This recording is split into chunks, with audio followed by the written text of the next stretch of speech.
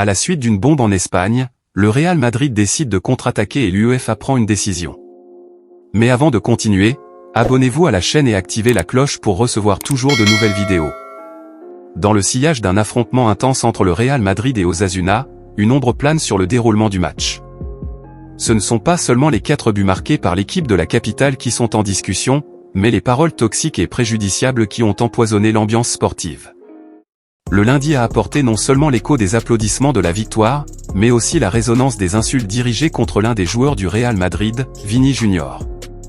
Dans un rapport accablant, le club merengue a accusé l'arbitre Juan Martínez Muñura de complicité en n'inscrivant pas ces incidents déplorables dans le procès-verbal officiel du match. La plainte du Real Madrid ne s'est pas limitée au seul domaine sportif.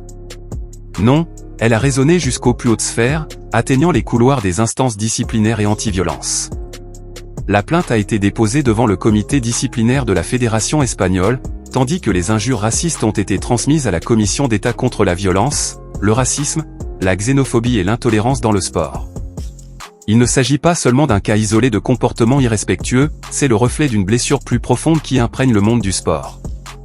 C'est un rappel puissant que le football, bien qu'étant un spectacle de passion et d'habileté, peut aussi être un terrain fertile pour la propagation de la haine et de la discrimination. La plainte du Real Madrid dépasse les limites du terrain de jeu, résonnant jusqu'aux plus hautes sphères légales. Élargissant encore sa portée, le club de la capitale espagnole pointe désormais du doigt le parquet général de l'État, mettant en lumière une série d'incidents qui vont au-delà du conflit avec Osasuna.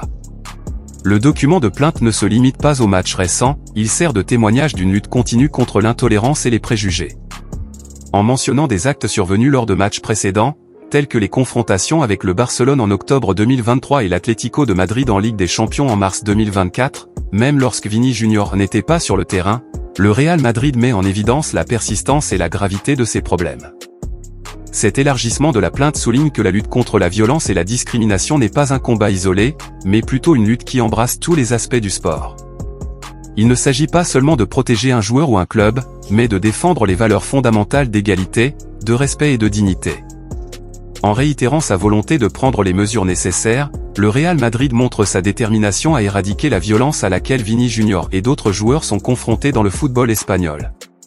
C'est un engagement inébranlable envers la justice et l'intégrité, un appel à l'action qui résonne non seulement dans les stades, mais dans chaque instance de la société où la haine cherche à trouver une faille.